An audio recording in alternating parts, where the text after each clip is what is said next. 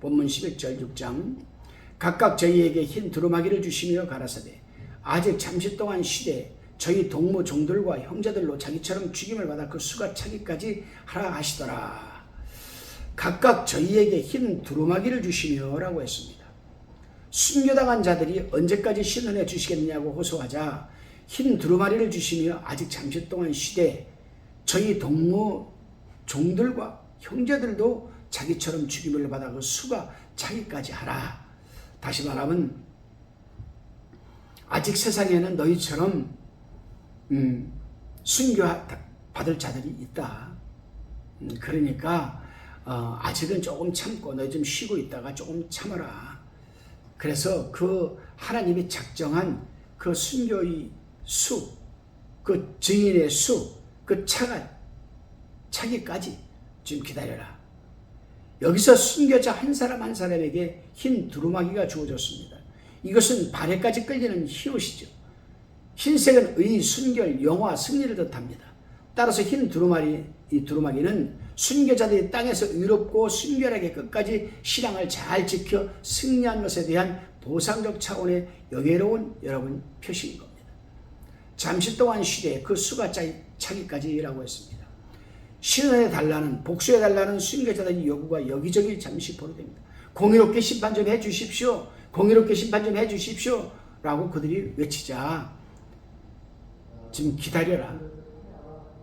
아직도 세상에는 너희처럼 여기 올 사람들이 있다. 좀 기다려라. 그때까지. 수가 차기까지. 그렇습니다, 여러분. 이것은 그들이 세상에서 살 때 믿음을 지키기 위해서 갖은 고난과 고통을 겪었기에 그들과 같은 사람들이 수가 하나님의 계획 속에 들어오기까지 축복을 즐기면서 좀 쉬라는 겁니다. 우리는 여기서 하나님의 계획은 잠시 보류는 될지언정 반드시 실현되는 성취되시는 분임을 시키시는 분임을 우리는 알아야만 합니다. 다시 본문 12절입니다. 내가 보니 여섯째 인을 떼실 때에 큰 지진이 나며 해가 청담같이 검어지고 온 달이 피같이 되며 아멘. 여섯째 인을 떼실 때라고 했습니다. 여섯째 인은 환난의 마지막 시기에 일어날 일들입니다. 하나님은 6장에서 환난시대 전반에 걸쳐 일어날 일들을 총괄적으로 보여주시고 다시 8장에서 11장까지는 나팔재앙, 12장에서 14장까지는 적그리스도 재앙, 15장에서 19장까지는 대접재앙들을 세분해서 보여주고 있습니다. 그러므로 여섯째 인은 여호와의 최후의 날을 알리는 우주의 대변동을 상징적으로 지금 표현하고 있는 것이라 이렇게 봅니다. 큰 지진이 나며라고 했습니다. 이때는 이사야가 2장 19절에서 예언한 대로 여호와께서 일어나서 땅을 진동시키실 때 바로 그날입니다. 이 표현은 학개서 2장 6절에서도 표현되었습니다. 이 지진은 전무후무한 대지진으로 지구촌 지형을 변동시킬 만큼 강력한 것입니다. 이것은 계시록 16장에서 다시 설명됩니다. 이 무서운 지진은 이사야가 24장 18절 20절에서 좀 더 구체적으로 여러분 예언을 하였습니다. 이사야서 24장 18절에서 20절을 참고해 보시기 바랍니다.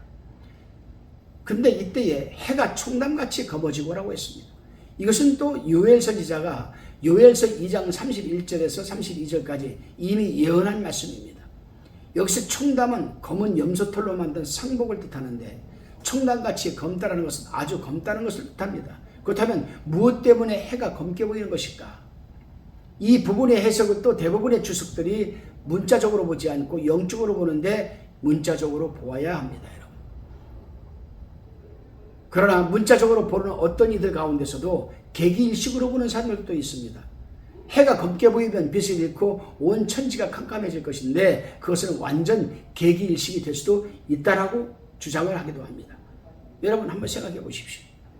계기일식은 해가 완전히 달 그림자에 가려진 햇볕이 완전히 차단되는 현상 아니겠습니까? 그러나 이런 현상이 불과 몇 분 만에 이루어질 수 있을까? 불가능한 일이죠, 여러분. 한번 생각해 보십시오, 여러분. 이 몇 분 만에 해가 달 그림자에 비춰져가지고 어두워진다? 그러면 지구의 생태계가 완전히 지구의 여러분 질서가 완전히 무너져 버리는 거죠, 여러분. 지금 이 상황에서는 지구의 질서를 지켜가면서 하나님이 마지막 대환난에 대한 전조로 증서로서 지금 보여주는 것 뿐입니다. 문자적으로 받아들여야죠.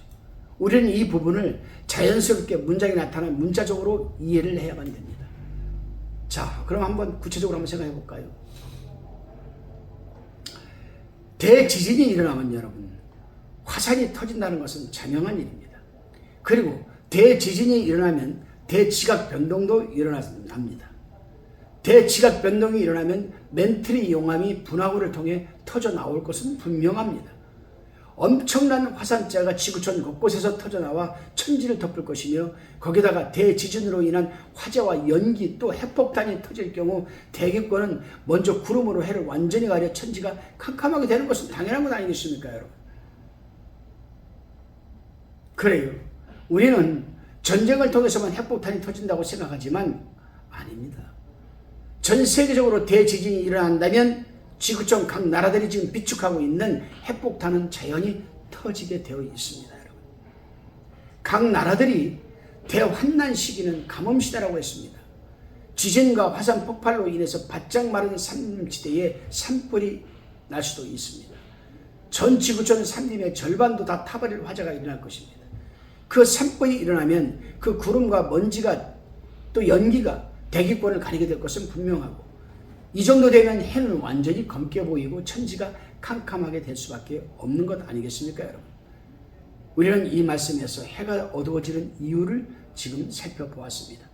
다시 말해서 화산 폭발로 인한 화재, 지진으로 인한 핵폭발과 여러분 이 버섯구름, 지진이나 화산 폭발로 인한 대화재 등 이 모든 것이 무저경이 열림으로써 나오는 연기로 해는 완전히 어두워질 것으로 보는 겁니다. 그리고 아마도 이 밖에 우리가 알 수 없는 또 이유도 있겠죠, 물론. 아무튼 해가 어두워지는 물리적 현상만 문자 그대로 우리가 받아들여야만 한다는 사실입니다. 달이 피같이 되며라고 했습니다, 여러분. 본문에 보면 사도 요한이 보기에 달이 불구스름하게 피처럼 보인다고 기록하고 있습니다.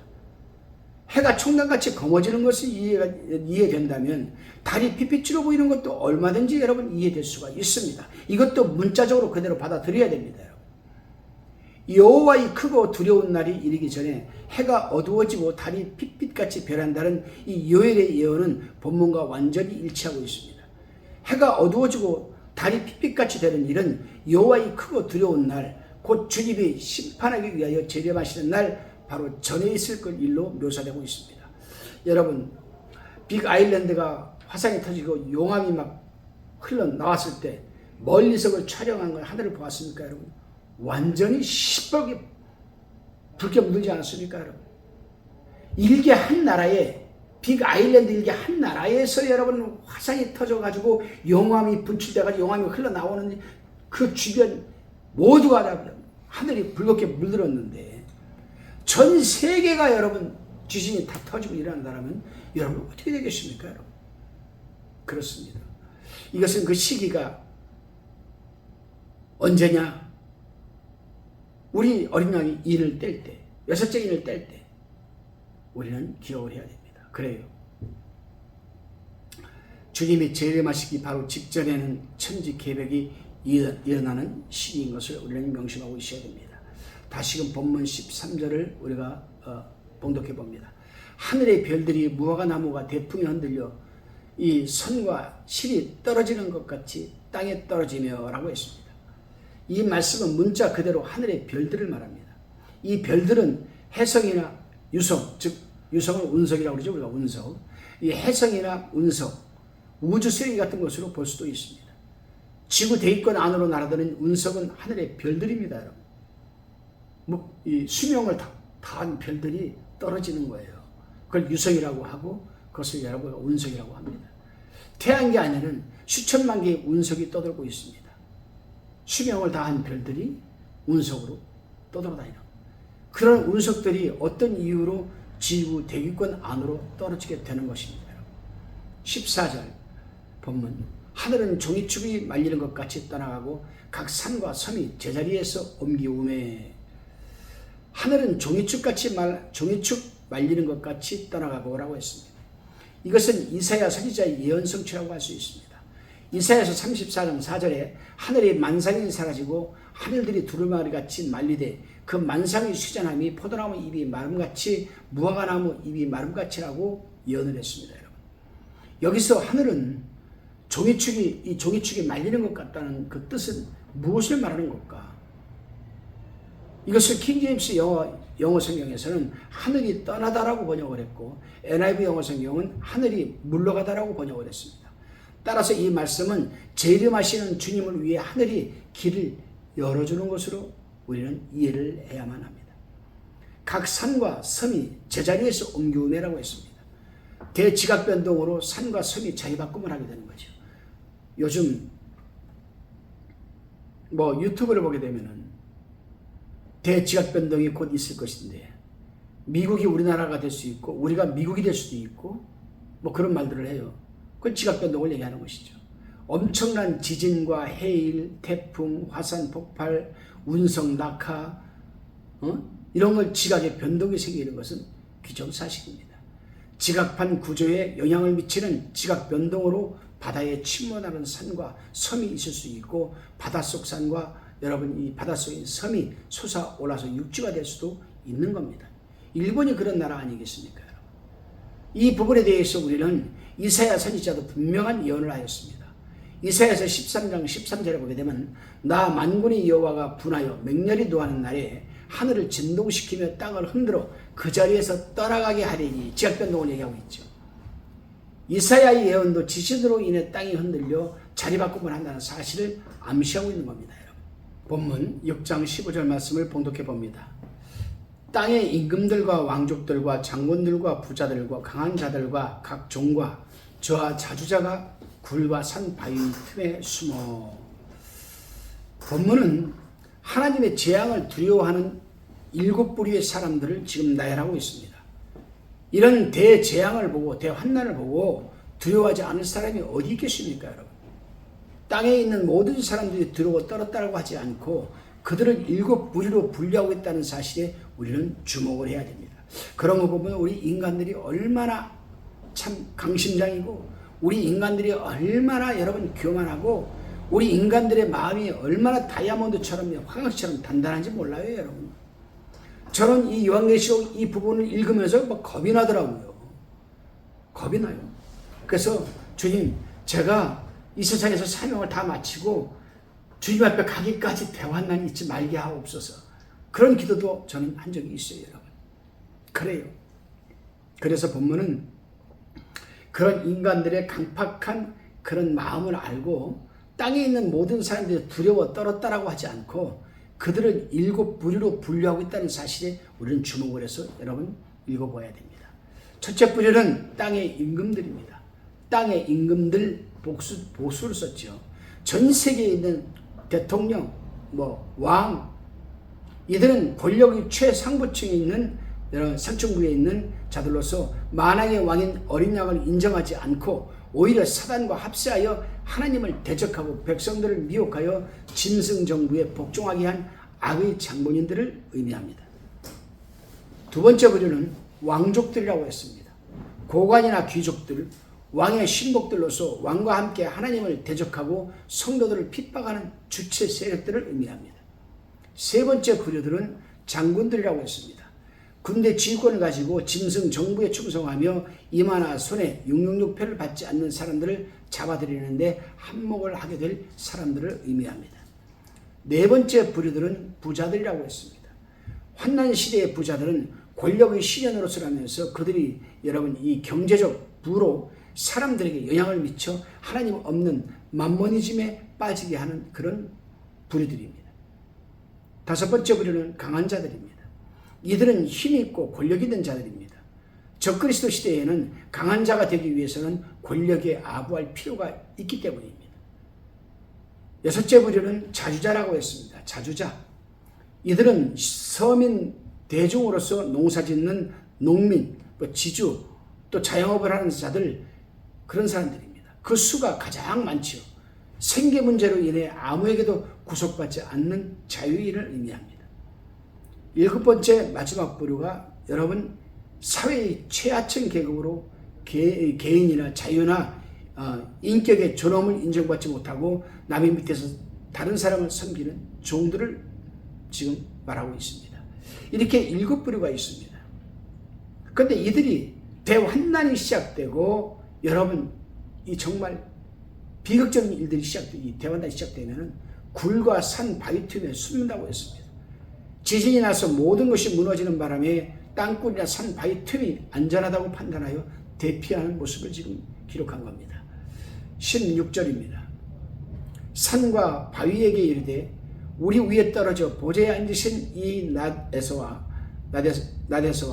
또 어린 양의 진노에서 우리를 가리우라. 산과 바위에게 이르되 우리 위에 떨어져 보좌에 앉으신 이 낫에서 어린 양의 진노에서 우리를 좀 가리워달라.